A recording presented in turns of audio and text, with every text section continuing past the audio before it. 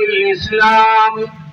الله أكبر الله أكبر لا إله إلا الله والله أكبر الله أكبر ولله الحمد شريك له ونشهد أن سيدنا ومولانا محمدا عبده ورسوله الذي هدانا إلى دار السلام.